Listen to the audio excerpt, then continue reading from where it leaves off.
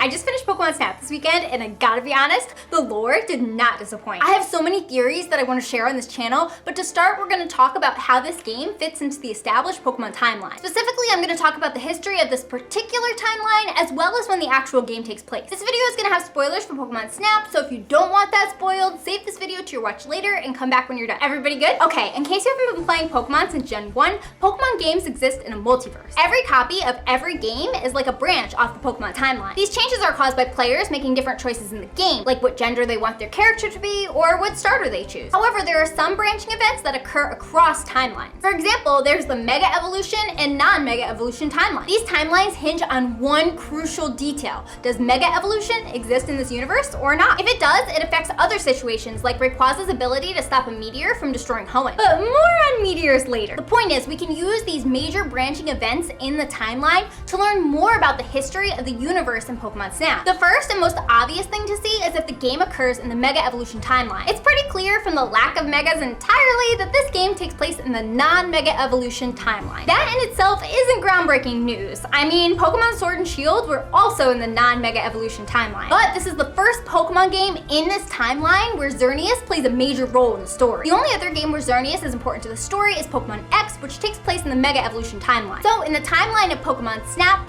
AZ wouldn't have needed to track down Xerneas to power the ultimate weapon. We've always kind of assumed that AZ found Xerneas in Kalos, but based on the events of Pokemon Snap, it seems more likely that Xerneas is from the Lental region. Why does this matter for the timeline? Well, it explains how the non-Mega timeline exists in the first place. In pretty much every timeline about 2,000 years prior to modern day, a meteor headed straight for the planet. In the Mega timeline, Rayquaza Mega Evolved to stop this meteor from destroying everything. However, until now, we've never had confirmation about what happened to stop this meteor in the non-Mega timeline. It's already been established that a regular Rayquaza wouldn't be able to do it. Now we know that it was stopped by Xerneas using the power of the Illumina Pokemon. Instead of using Xerneas as a weapon like in the Mega timeline, Xerneas was used as a shield. This also means that the Lental region is probably pretty close to Hoenn, but I'm gonna save that for another video. What's interesting about this is that in both timelines in the modern day, Xerneas' power is pretty much exhausted. It seems that, like the meteor, Xerneas getting exhausted is something that just has to happen. Of course, there are always exceptions, like the timeline where people decide to send the meteor from their reality into Zinnia's Hoenn. I wonder what a reality where Xerneas was never exhausted would look like. Anyways, back to the timeline. Looking at when the game actually takes place, it's not too difficult to place it using Todd Snap's age. As I'm sure you guys already know, Todd was in the original Pokemon Snap and studied under Professor Oak. While Oak doesn't look physically different as he ages, we should assume that Todd is kind of like Pokemon Snap's version of Red. Kind of like how Ash is the anime's version of Red. So if we place Pokemon Snap in the timeline next to Red and Blue,